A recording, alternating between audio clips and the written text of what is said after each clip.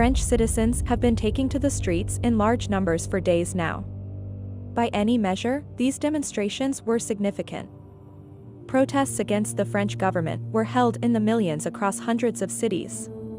The decision by French President Emmanuel Macron to increase the retirement age minimum from 62 to 64 was a major factor. Many French citizens were understandably dissatisfied with this choice. Tonight, fires across France. One protester telling us this is a war. Hundreds of thousands taking to the streets, outraged over French President Emmanuel Macron's unyielding determination to reform pensions here. The government of Macron is just destroying everything in our society. Police clashing with protesters. This the 10th day of nationwide demonstrations since January. Some setting light to garbage, throwing projectiles, and smashing windows.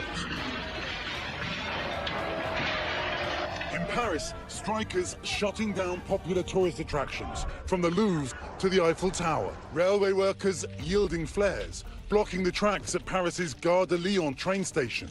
French authorities responding with what they're calling an unprecedented show of force. 13,000 police officers deployed across the nation. The chaos stretching far beyond the capital. Police are fighting running battles with protesters in the streets. Things are being thrown. This is some guy here just been arrested. In Nantes, protesters scuffling with riot police, engulfed in clouds of tear gas. Massive crowds stretching across highways in Rennes. The historic unrest sparked by President Macron's plan to raise the retirement age from 62 to 64, ramming the measures through his country's legislature without a vote. His party says the country will rack up a deficit of more than $10 billion every year through 2032 if nothing is done. Welcome to the Financial Fortune channel, where we bring you the latest updates and insights on the world of finance and investing. Our aim is to empower our viewers with the knowledge and tools they need to make informed decisions about their financial future.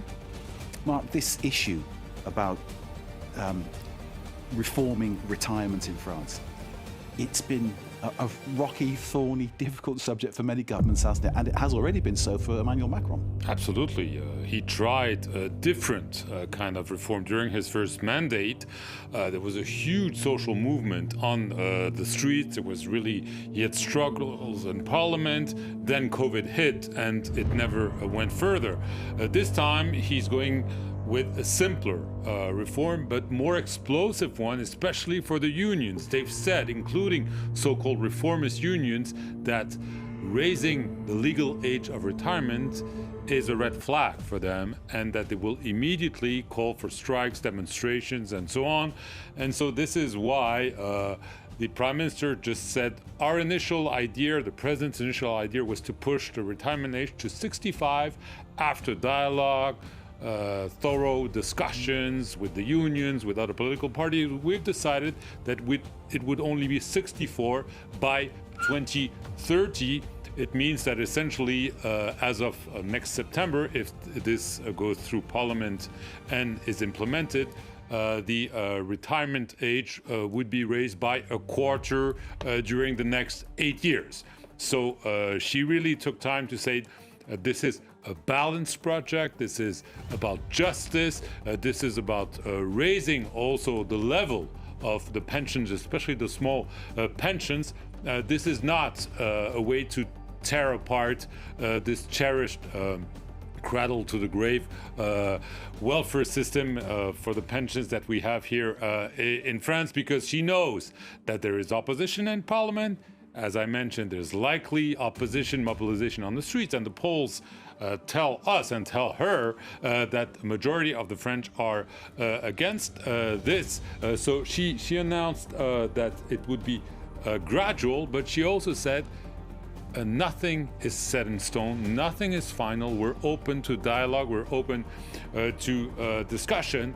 However, clearly by saying that the legal age would be raised to 64 and not to 65, and also by saying that the raise in small pensions to 1,200 euros would apply not only to future retirees, but a chunk of those already retired, she's meeting the demands of the key group in parliament, the conservative group. This is their two main demands, 64, and that the raise in minimum pension will also be applied to those already retired and not only to future ones. And basically, they say, okay, if this is the project, if this is the bill, we'll vote for it. And the government only has a relative majority. They need the 60, 62 votes in parliament. The big question is whether this will be enough, because in France, yes, you can vote bills in parliament, but especially on those social reform issues, the answer is not only in parliament, but it's on the streets. The Prime Minister said it's balanced. It looks like the government is looking to actually sort of keep everybody involved in this, but that thorny issue of raising the retirement age might be the thing that pushes the 8 main unions across France to actually call some action and create the kind of characteristics of demonstration on the streets that people used to seeing. Right, because as a union leader was pointing out, he said after meeting the Prime Minister last week, said, you've done something really great. The unions are united like they haven't been for a decade. But the problem for you is that they're united against your project. And so this is, yes, it's true. Generally, there are some unions who say, yes, we might tinker with the reform system and so on. They want a kind of Scandinavian-like model. It's a bit technical, which is what Emmanuel Macron had in mind. But just raising the retirement age, asking people to work longer, for them, it's a red flag. The government says, it's for justice, and it's also because there is a deficit, and it's only going to grow because the demographics show that, there are less people working and more people retiring because they live longer, etc., etc. I'm not going to lay out all the argument because it's well known, but the unions are saying, no, it's not true. The deficit is only small given the hundreds of billions of dollars spent each year by the state to pay for pensions. So not everyone agrees. The government is hoping that it can push this through Parliament, that because of COVID fatigue, of war fatigue, of inflation worries and so on, the unions will not be able to mobilize en masse in the street.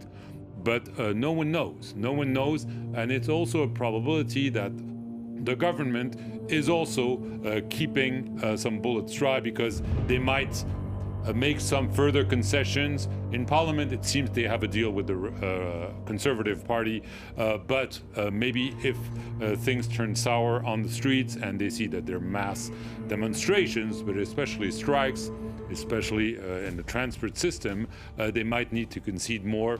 It's always a very difficult, controversial issue, and this should not be different. This retirement program plays an important role in France's massive social security system.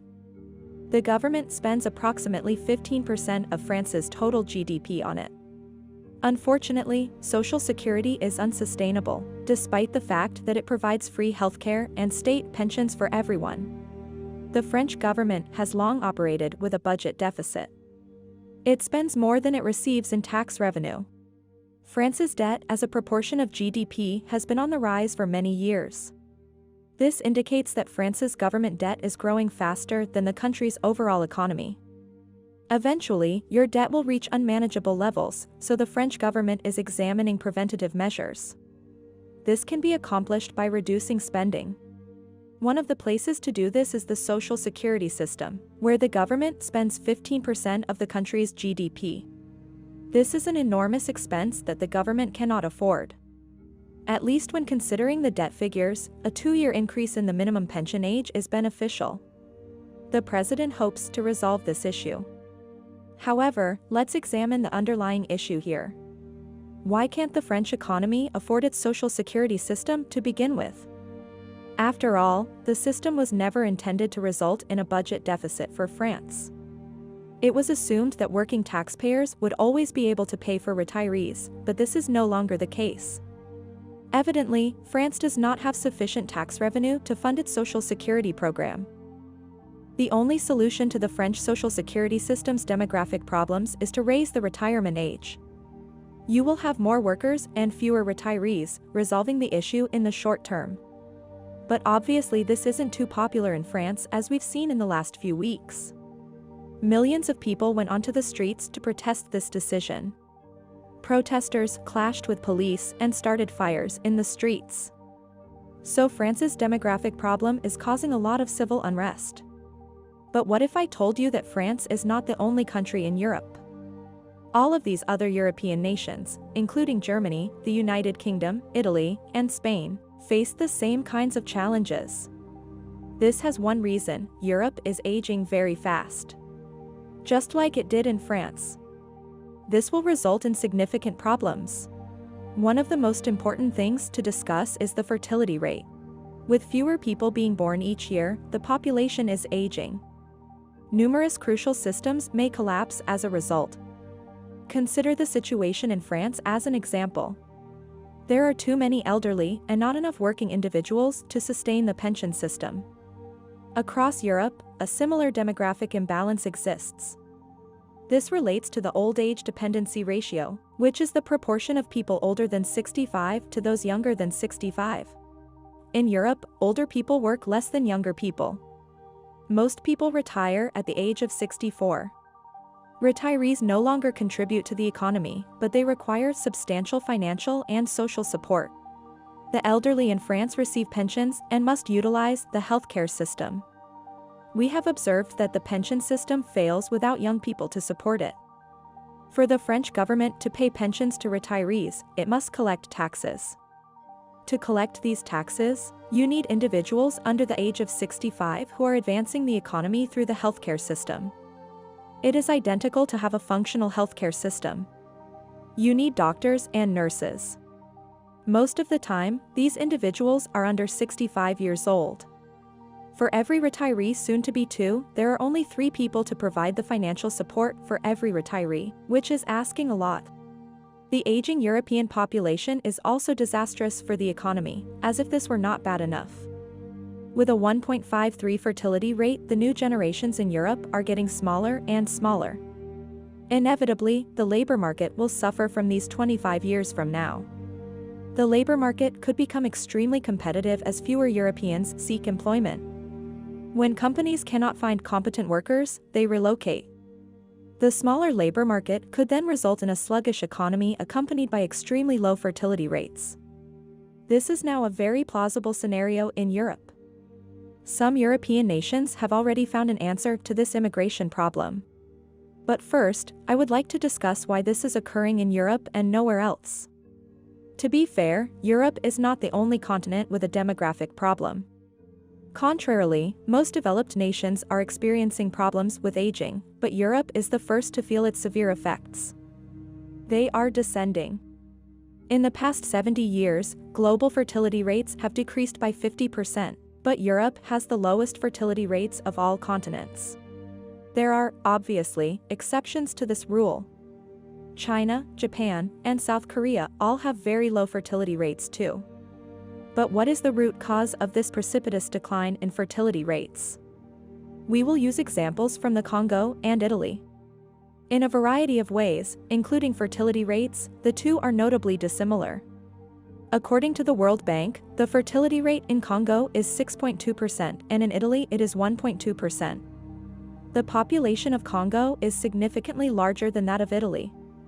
There are numerous causes for this, including religion, culture, the employment status of women, and infertility.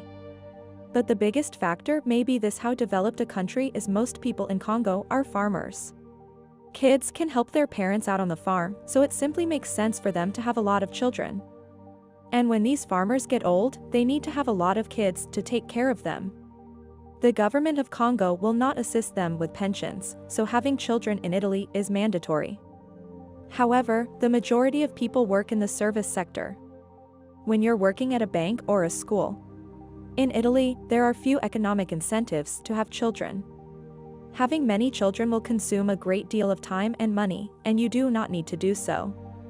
Ultimately, the Italian government handles pensions upon retirement. Therefore, having children is necessary in the Congo, but not in Italy. In general, developed countries have lower fertility rates than underdeveloped ones. In the past 70 years, the world has undergone significant development, which is the primary reason for the 50% decline in global fertility rates. People have fewer reasons to procreate on a global scale. In this trend, Europe is just ahead of other continents. Europe and North America have been the most developed continents in the world for decades, and with extensive social security programs provided by governments, there is even less of a need to have children in Europe. With state-provided pensions, healthcare, and unemployment benefits, you do not need children to qualify for Social Security. This is why Europe is the leader in the decline of the fertility rate, but other regions may soon catch up. We have already discussed the problems that low fertility rates can cause for a nation. It leads to a population that is aging, which could harm Europe's economy and threaten systems such as healthcare and retirement. In the foreseeable future, Europe will have only 2 people under 65 for every person over 65. Europe must quickly find a solution to the aging of their population to prevent the massive demographic problems from escalating uncontrollably. Ironically, the most straightforward solution is to have more children. As Europe developed, Europeans believed that having a large family was no longer necessary. In any case, the government would provide them with pensions and healthcare, correct? Now, however, the entire system is in danger of collapsing. Precisely because Europe doesn't have enough children to prevent this from happening, Europe needs to increase its fertility rate from an unstable 1.53 to a stable 2.1, but this is easier said than done. How will you initially encourage individuals to have more children? As Europe developed, numerous nations implemented child allowances. European governments essentially pay their citizens to have children through family benefits. In Germany, for instance, parents can receive up to €250 per month for childcare. Governments hope to boost their fertility rates through such financial incentives. In 2019, European Union countries spent €315 billion on family benefits, a 43% increase since 2000, according to Eurostat data. However, despite the financial incentive, the programs have not been particularly effective, at least when fertility rates are considered. Child allowances have been around for a while now, but fertility rates haven't improved at all. People in Europe are still not sufficiently motivated to have more children, and even if European governments discover the secret formula to increase fertility rates to 2.1, it may be too late. Fertility rates below this replacement level of 2.1 have a delayed impact when fewer babies are born. Now, it will only affect the labor market 20 years from now. The number of 20-year-olds in 2043 is already pretty much set in stone. If Europe is already experiencing problems, there is nothing it can do in the near future to resolve them. Europe has one more card up its sleeve, and that card is immigration. In 2021 alone, Europe took in around 2.3 million immigrants. In 2022, these immigrants were significantly younger than the average European, who was 30 years old on average. 5.3% of European Union residents were foreign-born. Europe desires young immigrants to fill labor market voids. In France, the pension system is struggling due to the country's aging population. 10% of the population was born in a foreign country, and that figure of 10% excludes the children of those immigrants who were born in France. The majority of these immigrants are from Africa, where fertility rates are significantly higher than in France. It does not take much to convince immigrants to enter the country. The majority of the time, immigrants have significantly more opportunities in France than in their home country. France has a superior education system and higher-paying jobs than the majority of African nations. Therefore, this is a win-win scenario, correct? France gains the young workers it needs for its labor market, while immigrants gain a brighter future. But each solution has advantages and disadvantages. Not all French citizens and Europeans are pleased with mass immigration. Some more conservative political parties are concerned about the negative effects of a large foreign population. They fear that it threatens their country's traditional culture, increases crime rates, and deprives young Europeans of economic opportunities. Okay, I won't delve too deeply into European immigration policies, but it's important to note that immigration is a contentious issue in European nations. Some political parties view immigration as a solution to the problem of aging, while others believe the negative effects of immigration far outweigh the positive ones. Due to this glaring divide, immigration may not always be the answer when fertility rates remain as low as they are now. European countries would have to keep inviting millions of new people into their borders. Numerous Europeans have supported this concept for years, making it difficult for governments to gain political support for it. Immigration is still a good short-term solution to Europe's aging problem, but in the long term, Europe has to fix the underlying problem, their fertility rate. Unfortunately, I do not have a quick fix for this problem, but Europe must figure it out quickly. Otherwise, the French protests could grow into something much larger. Thank you for watching this video and for tuning into the Financial Fortune channel. We hope you found the insights shared helpful in understanding the current state of Europe's economy and the potential impact on investors. Remember, it's important to stay informed and take proactive steps to protect your financial well-being, especially during times of economic uncertainty. If you enjoyed this video, please like and share it with your friends and family. And don't forget to subscribe to our channel to stay updated with the latest news and insights on finance and investing. Until next time, this is the Financial Fortune channel, signing off.